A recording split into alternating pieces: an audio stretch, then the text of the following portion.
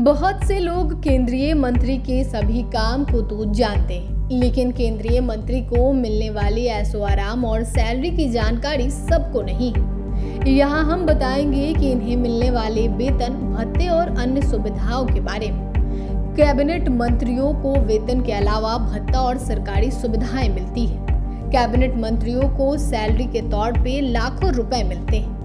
इसके साथ ही सरकारी आवास, सरकारी गाड़ी, ऑफिस स्टाफ जैसी तमाम सुविधाएं मिलती हैं। भारत के केंद्रीय मंत्रिमंडल में 3 प्रकार के मंत्री होते हैं। इनमें कैबिनेट मंत्री, राज्य मंत्री और राज्य मंत्री स्वतंत्र प्रभार मंत्री शामिल हैं। एक केंद्रीय मंत्री का महत्व क्या है, यहाँ पर हम आपको इसकी पूरी जानकारी देंगे।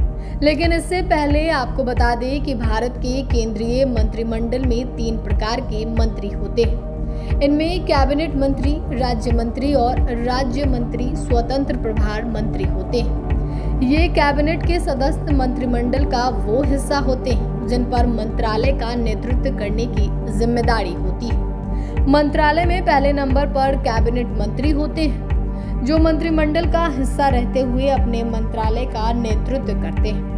कैबिनेट मंत्री के पास आवंटित मंत्रालय से संबंधित विभाग की पूरी जिम्मेदारी होती है। ये कैबिनेट बैठक में शामिल हो सकते हैं। वहीं कैबिनेट इनको मंत्रालय और विभाग से संबंधित मुद्दों पर तलब कर सकता है। राज्य मंत्री कैबिनेट मंत्री को रिपोर्ट करते हैं और उसी संबंधित मंत्रालय की जिम्मेदारी संभालते हैं। राज्य मंत्री स्वतंत्र प्रभार को जूनियर मंत्री भी कहा जाता है। राज्य मंत्री कैबिनेट मिनिस्टर के अंडर में काम करते हैं।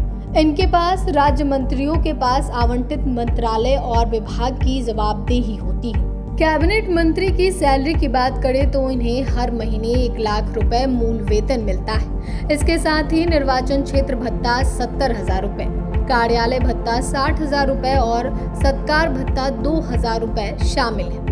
वहीं राज्य मंत्रियों को सत्कार भत्ता 1,000 रुपए प्रतिदिन और डिप्टी मंत्री को 600 रुपए प्रतिदिन मिलता है।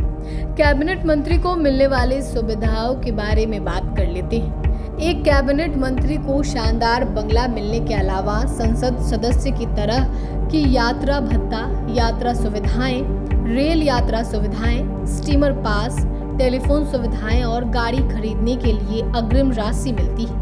इसके साथ ही अगर लोकसभा अपने पूर्ण कार्यकाल से पहले भंग हो जाती तो ऐसी भंग लोकसभा के सदस्य लोकसभा के भंग होने की तारीख से नई लोकसभा के गठन होने तक उपयुक्त टेलीफोन कॉल, बिजली यूनिट्स और पानी की यूनिट्स के उपयोग के हकदार है। वहीं अगर कोई सदस्य अगली लोकसभा में पुनः निर्वाचित होता है तो वह पहले वर्ष के कोटे से मध्यवर्ती अवधि के दौरान कोटे से अधिक उपयोग की गई टेलीफोन कॉल्स, बिजली और पानी की यूनिट के समायोजन का हकदार है। पूर्व केंद्रीय मंत्रियों को पेंशन, निःशुल्क रेल यात्रा सुविधा, चिकित्सा सुविधाएं, दिवंगत सदस्य की मृत्यु के समय आश्रित को उससे मिलने वाली पेंशन का 50%, कैबिनेट मंत्री के बराबर यही सुविधा राज्य मंत्री और राज्य मंत्री स्वतंत्र प्रभार को भी मिलती है।